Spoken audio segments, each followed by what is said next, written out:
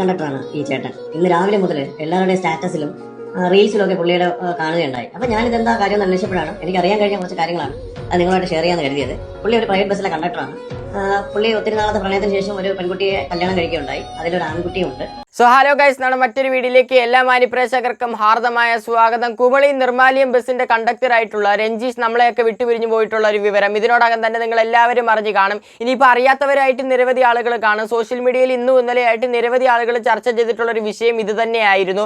അതറിയാത്തവർക്ക് വേണ്ടി എൻ്റെ ചാനൽ വഴി ഒന്ന് പങ്കുവെക്കാം, അല്ലെങ്കിൽ അതൊന്ന് റിയാക്ട് ചെയ്യണമെന്ന് എൻ്റെ മനസ്സിൽ തോന്നിയുകൊണ്ട് മാത്രമാണ് ഈ ഒരു വീഡിയോ ഞാൻ റിയാക്ട് ചെയ്യാൻ വേണ്ടി വന്നിരിക്കുന്നത്. കാരണം നിരവധി ആളുകളെ സപ്പോർട്ട് ചെയ്തുകൊണ്ട് നമ്മളുടെ ഈ ഒരു ലോകത്ത്, അല്ലെങ്കിൽ നമ്മളുടെ ഈ ഒരു കേരളത്തിൽ നിരവധി ആളുകൾ ഇറങ്ങിയിട്ടുണ്ട്. അതൊക്കെ പ്രമുഖം, അതായത് പ്രശസ്തമായിട്ടുള്ള ന്യൂസുകളെ തുടർന്നിട്ടാണ് ഇവരെല്ലാവരും ഇറങ്ങിയിട്ടുള്ളത്. അതായത് മെയിൽ കമ്മീഷൻ എന്നൊക്കെ പറഞ്ഞിട്ടുള്ള കമ്മീഷൻസ് ഉണ്ട്. അപ്പോൾ അതിൻ്റെയൊക്കെ പ്രമുഖര് ഇതേകൂട്ടുള്ള പ്രശസ്തമായിട്ടുള്ള ന്യൂസുകളെ മാത്രം റിയാക്ട് ചെയ്യുകയോ, അല്ലെങ്കിൽ അതേകൂട്ട് തന്നെ പ്രശസ്തമായിട്ടുള്ള ആണുങ്ങൾക്ക് വേണ്ടി മാത്രം സംസാരിക്കുമ്പോൾ ഇതേകൂട്ടൊക്കെയുള്ള ചെറിയ ന്യൂസുകൾ അവരൊന്നും കാണാതെ പോകരുത്. ഇതൊക്കെ ഉറപ്പായിട്ട് റിയാക്ട് ചെയ്യണം, 4 ആൾക്കാരിലോട്ട് എത്തണമെന്നുണ്ടെങ്കിൽ നിങ്ങൾ ദയവ് ചെയ്ത്, ഞാൻ അങ്ങനെ എപ്പോഴും ഒന്നും എടുത്ത് പറയാറില്ല, ദയവ് ചെയ്ത് ഈ വീഡിയോ നിങ്ങളെ കൊണ്ട് കഴിയുന്നത്ര നിങ്ങൾ ഷെയർ ചെയ്യുക തന്നെ വേണം. കാരണം ഈ രഞ്ജീഷ് എന്ന് പറഞ്ഞിട്ടുള്ള പുള്ളിക്കാരൻ്റെ ആത്മാവിന് ശാന്തി കിട്ടണമെന്നുണ്ടെങ്കിൽ ഇത് 4 ആൾക്കാർ അറിയണം. ഇവളുടെ ഒരു ക്രൂരത നിങ്ങൾ മാക്സിമം നിങ്ങളെ കൊണ്ട് പറ്റുന്നത്ര ഷെയർ ചെയ്ത് കൊടുക്കുക തന്നെ വേണം. ഇനി നിനക്ക് നാണമുണ്ട്? എനിക്ക് അറിയാത്തോണ്ട് ചോദിക്കാം. ഞാൻ എൻ്റെ വീഡിയോയിൽ ഇന്ന് വരെ, തുടക്കം മുതൽ ഈ ഒരു സമയം വരെയും ഞാൻ എത്രയൊക്കെ തെറ്റ് ചെയ്തിട്ടുള്ള ആളാണെങ്കിലും ചേച്ചി ചേട്ടാന്ന് വിളിച്ച് മാത്രമേ സംസാരിച്ചിട്ടുള്ളൂ. പക്ഷേ ഇവർക്ക് ആര് എന്തു പറഞ്ഞാൽ യോഗ്യത കൊടുക്കാൻ എനിക്ക് തോന്നുന്നില്ല. കാരണം അതേ കൂട്ടുള്ള ചെയ്താണ് ഇവർ ചെയ്തു വെച്ചിട്ടുള്ളത്. നമ്മൾ കുറച്ച് നാളുകൾക്ക് മുമ്പ് ഒരു ന്യൂസ് കേട്ടിട്ടുണ്ടായിരുന്നു. ആരുടെയാണ്? നമ്മൾ അഷ്കർ എന്ന് പറഞ്ഞിട്ടുള്ള ഒരു പുള്ളിക്കാരൻ, മോഹാന്റെ വീഡിയോ നമ്മൾ കണ്ടിട്ടുണ്ടായിരുന്നു. അവനും അതേകൂട്ട് തന്നെ അവളും കൂടെ ചേർന്ന് ചെയ്തിട്ടുള്ള ഒരു പ്രവൃത്തി നമ്മളെല്ലാവരും കണ്ടിട്ടുണ്ട്. അവനാണെങ്കിൽ 2 അച്ഛനാണ്, നിങ്ങൾക്ക് എല്ലാവർക്കും അറിയാമല്ലോ. അപ്പോൾ ആ ഒരു കുഞ്ഞിനോട് ചെയ്തിട്ടുള്ള ചെയ്താണ് നമ്മൾ നേരത്തെ വീഡിയോ വഴി പരിചയപ്പെട്ടിട്ടുള്ളത്. പക്ഷേ ഇതേ ഒരു സൈഡിൽ ഇവിടെ വന്നു കഴിഞ്ഞാൽ ഈ രഞ്ജീഷ് എന്ന് പറഞ്ഞ പുള്ളിക്കാരൻ, അതായത് ഒരു ബസ് കണ്ടക്ടർ ആയിരുന്നു. ഇതേ ബസ് കണ്ടക്ടർ ചെയ്തുകൊണ്ടിരുന്ന ഒരു പുള്ളിക്കാരൻ്റെ ബസ്സിലൊക്കെ സ്വാഭാവികമായിട്ടും ഈ ഒരു ചേച്ചി കയറുകയായിരുന്നു.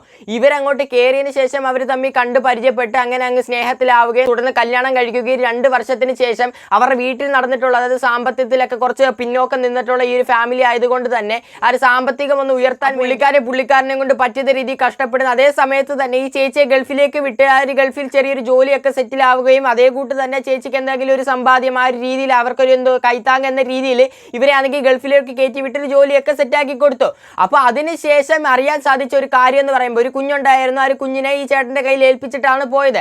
8 വർഷമായിട്ടുണ്ട് ആ ചേച്ചി ആ ഒരു ഗൾഫിൽ പോയതിന് ശേഷം 8 വർഷം ഈ ഒരു കുഞ്ഞിനെ പൊന്നുപോലെ നോക്കിയിട്ടുള്ളത് ഈ രഞ്ജീഷ് എന്ന് പറഞ്ഞിട്ടുള്ള ചേട്ടനാണ്. അപ്പോൾ ഇവളാണെങ്കിൽ അവിടെ ആണെങ്കിൽ വേറൊരുത്തനുമായിട്ട് സ്നേഹമായി എന്ന് ഈ പുള്ളിക്കാരൻ ഇവിടെ അറിഞ്ഞിട്ട് പോലും ആ പുള്ളിക്കാരുടെ പുറം പോയിട്ടില്ല. ആ ചേട്ടൻ അന്നേരം ആ ഒരു കുഞ്ഞിന് വേണ്ടി അത്രയൊക്കെ സങ്കടങ്ങളും മനസ്സിൽ ഒതുക്കിയിട്ട് പോലും ആ ഒരു കുഞ്ഞിന് വേണ്ടി എനിക്ക് ജീവിക്കണം, ആ ഒരു കുഞ്ഞിനെ എനിക്ക് പൊന്നുപോലെ നോക്കണം എന്നുള്ള ഒരൊറ്റ മൈൻഡ് കാരണം ആ ചേട്ടൻ ജീവിക്കുകയും അതേ കൂട്ട് തന്നെ നിങ്ങൾ ഇന്നത്തെ ന്യൂസ് കണ്ടു കാണും. ഇന്നത്തെ ന്യൂസ് മൊത്തം ഇത് തന്നെയാണ് ചർച്ചാ വിഷയമായിട്ടുള്ളത്. ആ ഒരു കുഞ്ഞിനെ മുറിയിൽ പൂട്ടിയിട്ടിരിക്കുകയാണ് ഈ വൃത്തികെട്ടവൾ. അതായത് ആ ഒരു ചേട്ടൻ്റെ അന്ത്യകർമ്മം ചെയ്യാൻ പോലും ഇവള് വിടുന്നില്ല. ഇവള് അതിനകത്തും കൂടെ എന്തോ പറയുന്നത്, കോടതിയുടെ നോട്ടീസ് വേണ്ടി വന്ന ഒരു കുഞ്ഞിനെ ഇറക്കി വിടാൻ വേണ്ടി. നിങ്ങൾക്ക് നാണമുണ്ടോ? ആ ഒരു മനുഷ്യനെ ഈ ലോകത്ത് നിന്ന് ഇല്ലാതാക്കാനുള്ള മെയിൻ കാരണം നിങ്ങൾ തന്നെയാണ്. ഓക്കെ, നിങ്ങൾ പോന്നെങ്കിൽ പൊക്ക വല്ലവൻ്റെ കൂടെ. ഈ 8 വർഷം പൊന്നുപോലെ നോക്കി വളർത്തിയ ആ കുഞ്ഞിനെ ആ ചേട്ടന് വിട്ടുകൊടുക്കാതെ കൊണ്ടുപോയി അന്ത്യകർമ്മം ചെയ്യാൻ വേണ്ടി മാത്രമെങ്കിലും ആ ഒരു കുഞ്ഞിനെ ഒന്ന് വിട്ടുകൊടുത്തുകൂടായിരുന്നു. എനിക്ക് ചോദിക്കാനുള്ള ചോദ്യം അതാണ്. ആ ഒരു കുഞ്ഞിനെ ആ ഒരു ഫോട്ടോ നമുക്ക് കൊടുക്കൊക്കത്തില്ല. അല്ലെങ്കിൽ ആ ഒരു ഫോട്ടോ തീർച്ചയായിട്ടും ഞാൻ കൊടുത്തു തന്നെ സംസാരിച്ചാണ്. നിങ്ങൾ ഒട്ടുമിക്ക ആൾക്കാരും കണ്ടു കാണും. ആ ഒരു കുഞ്ഞിനെ കാണുമ്പോഴേ നമുക്ക് മനസ്സിലാവും അത്യാവശ്യം നല്ല ആരോഗ്യമുള്ള കൊച്ചു തന്നെയാണ്. അപ്പോൾ ഒരു 8 വർഷം എന്താ പറഞ്ഞ ഒരു അണ്ണൻ്റെ ആണെങ്കിൽ ഒരു 8 വർഷത്തിലെ ജീവിതം ആ ഒരു കൊച്ചിന് വേണ്ടി മാറ്റി വെച്ച് ചോര നീരായി കഷ്ടപ്പെട്ടാണ് കൊച്ചിനെ നോക്കിയിട്ടുള്ളത്. എല്ലാത്തിനും ശേഷം 8 വർഷം കഴിഞ്ഞപ്പോൾ അവൾ വന്നേക്കുന്ന ഒരു കോടതിയുടെ നോട്ടീസും കൊണ്ട് കൊച്ചിനെ വേണമെന്നും പറഞ്ഞ് അങ്ങനെ പിടിച്ചോണ്ട് പോയി. തീർന്നല്ലോ, നിങ്ങൾക്ക് സമാധാനമായല്ലോ. പക്ഷെ എനിക്ക് ആ രഞ്ജീഷ് എന്ന് പറഞ്ഞിട്ടുള്ള ചേട്ടൻ ചെയ്തതിനോട് ഒരു യോജിപ്പില്ല. കാരണം ജീവിച്ച് കാണിക്കണമായിരുന്നു. ഈ വൃത്തികെട്ടവളുടെ മുമ്പിൽ ജീവിച്ച് കാണിച്ച് ജയിച്ചെന്ന് കാണിച്ചു കൊടുക്കണമായിരുന്നു. ഇവിടെ ഇപ്പോൾ യഥാർത്ഥത്തിൽ ജയിച്ചിട്ടുള്ളത് അവളാണ്. ആ വൃത്തികെട്ടവരാണ് യഥാർത്ഥത്തിൽ ജയിച്ചിട്ടുള്ളത്. ചേട്ടൻ ഇപ്പോൾ ഇവിടെ തോറ്റു പോയേക്കുകയാണ്. ആ ഒരു വീട്ടുകാർക്ക്, അല്ലെങ്കിൽ ചേട്ടൻ്റെ ആ ഒരു വീട്ടുകാർ ഇനി ആരുണ്ട്? ആ ഒരു പ്രായമായവരാണ്. ഞാൻ ഫോട്ടോ സഹിതം കാണിക്കുന്നുണ്ട്. ആ ഒരു പ്രായമായവർ ചേട്ടനെ മാത്രം ആശ്രയിച്ചാണ് കഴിഞ്ഞുകൊണ്ടിരുന്നത്. ഇനി ആര് ചെലവിന് കൊടുക്കും അവർക്ക്? എനിക്ക് മനസ്സിലാവത്തോണ്ട് ചോദിക്കുകയാണ്. അവരുടെയൊക്കെ മുമ്പിൽ ജീവിച്ച് കാണിച്ചായിരുന്നു ചേട്ടൻ പവർ കാണിക്കേണ്ടത്. നമ്മളെല്ലാവരും ഉണ്ടായതിനെ സപ്പോർട്ടിന് ഈ ഒരു സംഭവം പുറത്തറിഞ്ഞിട്ടുണ്ടായിരുന്നെങ്കിൽ ഇതെല്ലാം ഒരു ചർച്ചയാക്കാൻ വേണ്ടി ഈ ചേട്ടൻ നമ്മളെയൊക്കെ വിട്ടു പോകേണ്ടി വന്ന ഈ ഒരു അവസ്ഥയാണ് നമ്മുടെ ഈ കേരളത്തിൽ നടന്നു പോകുന്നത്. ഇതൊക്കെ ഓർക്കുമ്പോൾ സത്യം പറഞ്ഞു കഴിഞ്ഞാൽ വിഷമം തന്നെ ഉള്ളൂ. എന്തായാലും ഇനി കാണാത്തവർക്ക് വേണ്ടി ഞാൻ ആ ഒരു സംഭവം വെച്ചാൽ ആ ഒരു കണ്ടക്ടറായിട്ടുള്ള നമ്മുടെ രഞ്ജീഷ് ചേട്ടനെ പറ്റി ഒരാൾ പറയുന്നുണ്ട്. ആ ഒരു വീഡിയോ നിങ്ങളൊന്ന് കണ്ടു നോക്കണം. കണ്ടക്ടറാണ് ഈ ചേട്ടൻ. ഇന്ന് രാവിലെ മുതൽ എല്ലാവരുടെയും സ്റ്റാറ്റസിലും റീൽസിലൊക്കെ പുള്ളിയുടെ കാണുകയുണ്ടായി. അപ്പോൾ ഞാനിതെന്താ കാര്യം എന്ന് അന്വേഷിച്ചപ്പോഴാണ് എനിക്ക് അറിയാൻ കഴിഞ്ഞ കുറച്ച് കാര്യങ്ങളാണ് അത് നിങ്ങളായിട്ട് ഷെയർ ചെയ്യാമെന്ന് കരുതിയത്. പുള്ളി ഒരു പ്രൈവറ്റ് ബസ്സിലെ കണ്ടക്ടറാണ്. പുള്ളി ഒത്തിരി നാളത്തെ പ്രണയത്തിന് ശേഷം ഒരു പെൺകുട്ടിയെ കല്യാണം കഴിക്കുകയുണ്ടായി. അതിലൊരു ആൺകുട്ടിയും ഉണ്ട്. കല്യാണം കഴിഞ്ഞ് 2 വർഷം കഴിഞ്ഞപ്പോൾ പുള്ളിക്കാരി ഗൾഫിലോട്ട് ജോലി കിട്ടി പോവുകയുണ്ടായി. അങ്ങനെ ഒരു 7-8 വർഷം കഴിഞ്ഞു. ഇപ്പോൾ റീസെന്റ് ആയിട്ടാണ് പുള്ളി അറിയുന്നത് പുള്ളിക്കാരന്റെ വൈഫ് അവിടെ വേറൊരാളുമായി ഇഷ്ടത്തിലാണെന്നും അവരൊന്നിച്ചാണ് താമസിക്കുകയാണെന്നും. അങ്ങനെ ഈ കുഞ്ഞിനെ നാട്ടിലെ ഈ പുള്ളി വളർത്തിക്കൊണ്ട് 8 വർഷമായിട്ട് പുള്ളി വളർത്തിക്കൊണ്ട് വന്ന ആ കുഞ്ഞിനെ നിയമസഹായം തേടി പുള്ളിക്കാരി തിരിച്ച് ഗൾഫിലോട്ട് കൊണ്ടുപോയി. അപ്പോൾ 2 വേദനകളാണ് പുള്ളിക്ക് കിട്ടിയത്. ഒന്ന് സ്നേഹിച്ച് കല്യാണം കഴിച്ച തന്റെ ഭാര്യ തന്നെ ചതിച്ചു ഇട്ടിട്ട് പോയി. പോരാത്തതിന് പുള്ളിക്ക് ഒട്ടും സഹിക്കാൻ പറ്റാതായത് പുള്ളിക്കാരന്റെ മകനെ 8 വർഷം തന്നോടൊപ്പം ചേർത്ത് വളർത്തിയ മകനെ നിയമത്തിന്റെ സഹായത്തോടു കൂടി തന്റെ ഭാര്യ എന്നേക്കുമായിട്ട് കൊണ്ടുപോയി. അത് കൊണ്ടുപോയതോ തന്നെ ചതിച്ച ഒരാളാണ് തന്റെ ഭാര്യ. കൂടെ തനിക്ക് ആരെന്ന് പോലും അറിഞ്ഞുകൂടാത്ത ഒരാളാണ് ഇനി തന്റെ കുഞ്ഞിനെ വളർത്താൻ പോകുന്നത്. മനസ്സിലായില്ല. അപ്പൊ ആ നിയമത്തിന്റെ സപ്പോർട്ട് കൂടി പോയപ്പോൾ പുള്ളിക്ക് ഇനി ഒന്നും ചെയ്യാനില്ല എന്നൊരവസ്ഥ എത്തിയപ്പോൾ പുള്ളി സ്വന്തമായിട്ട് തന്നെ തന്റെ ജീവിതം അവസാനിപ്പിച്ചു. ശരിക്കും കേട്ടിട്ട് ഭയങ്കര വിഷമം തോന്നുന്നു. എന്താല്ലേ നമ്മുടെ നിയമം ഒക്കെ ശരിയാണ്, പക്ഷേ പുള്ളിയുടെ വേദന ആരും മനസ്സിലാക്കാതെ പോയല്ലോ. സത്യമാണ്, നിയമമൊക്കെ ചില സമയങ്ങളിൽ ശരിയായിട്ട് തന്നെയാണ് വരുന്നത്. പക്ഷെ യഥാർത്ഥത്തിൽ പ്രവർത്തിക്കേണ്ട സമയങ്ങളിൽ ഇത് നടപ്പാക്കുന്നില്ല എന്നാണ് ഇവിടെ പറയേണ്ടിയിരിക്കുന്നത്. സത്യം പറഞ്ഞു കഴിഞ്ഞാൽ എന്തോ പറയുന്നത്, ആര് കുഞ്ഞിന്റെ സ്ഥാനത്ത് നോക്കുമ്പോൾ ഒരു അച്ഛന്റെ വേദന ആരും മനസ്സിലാക്കിയിട്ടില്ല. കുഞ്ഞിന് വേണ്ടി 8 വർഷമാണ് ഒഴിഞ്ഞു വെച്ചിട്ടുള്ളത്. അതൊന്നും ആരും ഇവിടെ കാണുന്നില്ല. ഇവിടെ സ്ത്രീകൾക്ക് വേണ്ടി നല്ല മുൻഗണന കൊടുക്കുന്നുണ്ട്. ഓക്കെ, കൊടുക്കേണ്ടത് കൊടുക്കുക തന്നെ വേണം. പക്ഷെ കൊടുക്കേണ്ടടുത്ത് ഒരിക്കലും കൊടുക്കേണ്ട ഒരു ആവശ്യവുമില്ല. ഇവളെ പോലൊക്കെ ഉള്ളവരാണ് ഇവിടെ സത്യം പറഞ്ഞു കഴിഞ്ഞാൽ ഓരോരുത്തരും ജീവൻ പണയം വെക്കുന്നത്. ആദ്യം ഷിംജിതയായിരുന്നു, പിന്നെ വന്ന അസ്കറും ഇല്ല, അവളും കൂടെ ആയി. പിന്നെ ഇപ്പൊ ഇവളാണ് ലേറ്റസ്റ്റ് ആയിട്ട് വന്ന് നിൽക്കുന്നത്. ഇതൊക്കെ ചർച്ച ചെയ്യുക തന്നെ വേണം. മെയിൽ കമ്മീഷൻ എന്നൊക്കെ പറഞ്ഞ കമ്മീഷൻ ഉണ്ടല്ലോ, ഇവരൊക്കെ മീഡിയസിനകത്ത് പോയിരുന്ന് ന്യൂസ് ചാനലിനകത്ത് പോയിരുന്ന് ഇതൊക്കെ എന്തോ പറഞ്ഞ ചർച്ച ചെയ്ത് വിട്ടാൽ മാത്രം പോരാ. ഇതൊക്കെ സോഷ്യൽ മീഡിയയിലോട്ട് കൊണ്ടുവന്ന് മാക്സിമം കത്തിക്കുക തന്നെ വേണം. ഇതിനൊന്നും എതിരെ ഇതുവരെ ആരും വന്ന് ശബ്ദം ഉയർത്തിയിട്ടില്ല.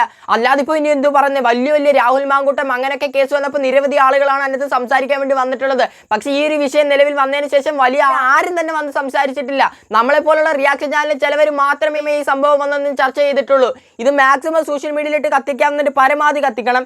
അവസാനം ഇന്നലെ ആണെങ്കിൽ ഈ ഒരു വാർത്ത പുറത്ത് വന്നിട്ടുള്ളത്. പക്ഷെ അവളുടെ ഫോട്ടോ വന്നിട്ടില്ലായിരുന്നു. പക്ഷേ ഇപ്പോൾ ലേറ്റസ്റ്റ് ആയിട്ട് നോക്കിക്കഴിഞ്ഞാൽ ആ ഫോട്ടോയും പുറത്ത് വന്നിട്ടുണ്ട്. ഇവരാണ് ഈ ഒരു ചേട്ടൻ്റെ ഭാര്യ.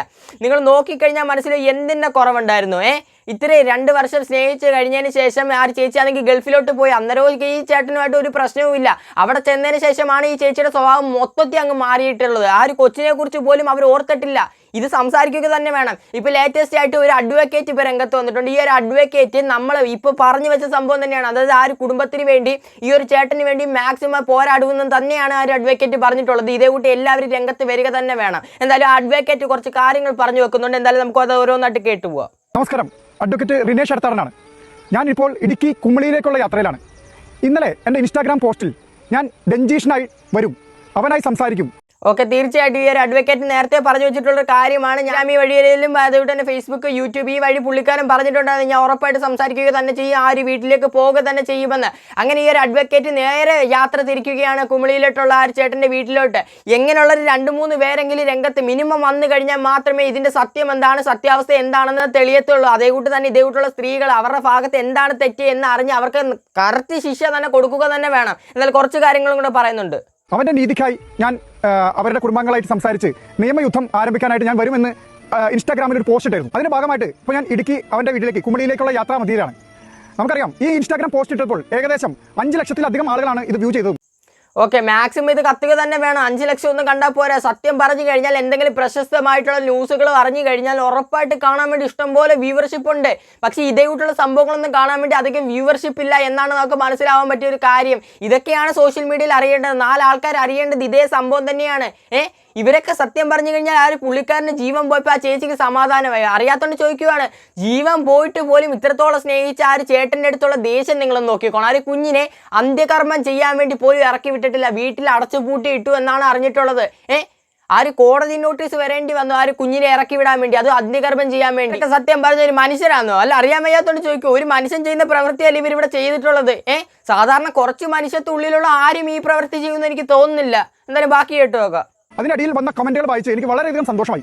എല്ലാവരും ആ രഞ്ജീഷിന്റെ ജസ്റ്റിസിനായി, രഞ്ജീഷിന്റെ നീതിക്കായി പൊരുതണമെന്നും അവരുടെ എല്ലാം സപ്പോർട്ട് രഞ്ജീഷിന് വേണ്ടി ഉണ്ടെന്നും ഈ കമന്റിലൂടെ ഒരുപാട് ആളുകൾ സപ്പോർട്ട് അറിയിച്ചിട്ടുണ്ട്. അപ്പോൾ അതുകൊണ്ട് ആ സപ്പോർട്ട് അറിയിച്ച എല്ലാവർക്കും എൻ്റെ നന്ദി. നമ്മൾ ഒരുമിച്ച് നിന്നാൽ മാത്രമേ ഇങ്ങനെയുള്ള കാര്യങ്ങളിൽ നമുക്ക് നീതി ലഭിക്കുകയുള്ളൂ. ഉറപ്പായിട്ടും നമ്മുടെ ഭാഗത്ത് നിന്ന് എന്തൊക്കെ സപ്പോർട്ട് വേണമെങ്കിലും നമ്മൾ ചെയ്തിരിക്കും. കാരണം പുള്ളിക്കാരന് നീതി കിട്ടുക തന്നെ വേണം. അതുകൊണ്ട് തന്നെ നമ്മളെ കൊണ്ട് മാക്സിമം എന്തോരം രീതിയിൽ സോഷ്യൽ മീഡിയയിലിട്ട് കത്തിക്കാൻ പറ്റും ആ രീതിയിൽ തന്നെ നമ്മൾ കത്തിക്കുക തന്നെ ചെയ്യും. എങ്ങനെയെങ്കിലും പുള്ളിക്കാരന് നീതി മേടിച്ചു കൊടുക്കണം. ഇതേ കൂട്ടുള്ള ആളുകളെ എണ്ണം കൂടി വരികയാണ്. അതായത് ഈ സ്ത്രീകൾ തന്നെ ചതിക്കുന്ന ആളുകളുടെ എണ്ണം കൂടി വരികയാണ്. ആ ഒരു കുഞ്ഞിൻ്റെ കാര്യമാണ് ഇപ്പോൾ കഷ്ടമായിട്ടുള്ളത്. എൻ്റെ പൊന്നു സ്ത്രീയെ നിങ്ങളുടെ അടുത്ത് പറയാനുള്ള ഒരേ ഒരു കാര്യം എന്ന് പറയുമ്പോൾ ആ ഒരു കുഞ്ഞ് ഇച്ചിരി വളർന്നു വരുമ്പോൾ നിങ്ങളെ ചോദ്യം ചെയ്യാതെ നിങ്ങൾ നോക്കിക്കോ. 8 വർഷം ആ ഒരു അച്ഛൻ്റെ കൂടെ നിന്നതിന് ശേഷം ആരാണെന്ന് പോലും അറിയാത്ത ഒരുത്തൻ്റെ കൂടെ ഇറങ്ങിപ്പോകുന്ന ഒരു കുഞ്ഞിൻ്റെ അവസ്ഥ നിങ്ങളൊന്ന് ആലോചിച്ച് നോക്കുക. കുറച്ച് വിവരമുണ്ടോ? ആ ഒരു കുഞ്ഞുണ്ടായിരുന്നെങ്കിൽ ഇന്നൊരു അവസ്ഥ ആ ചേട്ടന് വരുമെന്ന് തോന്നുന്നില്ല, ആ ഒരു വീട്ടുകാർക്ക് വരുമെന്ന് തോന്നുന്നില്ല. ഒരു അപ്പൂപ്പനും അമ്മൂമ്മയുടെ അവസ്ഥ നിങ്ങളൊന്ന് ആലോചിച്ച് നോക്ക്. ഇനിയിപ്പോൾ ജീവിതകാലം മൊത്തം ഈ ഒരു വിഷമം ഉള്ളിൽ കൊണ്ട് വേണം നടക്കാൻ. നിനക്ക് സന്തോഷമായിരിക്കും, കാരണം ഒരു പുള്ളിക്കാരൻ അങ്ങ് പോയില്ല, ഇനി അത് ഓർത്ത് അങ്ങ് വിഷമിക്കണ്ടല്ലോ. സത്യം പറഞ്ഞു കഴിഞ്ഞാൽ എന്ത് അവസ്ഥയാണ് നിങ്ങളൊന്ന് നോക്കിക്കോണം.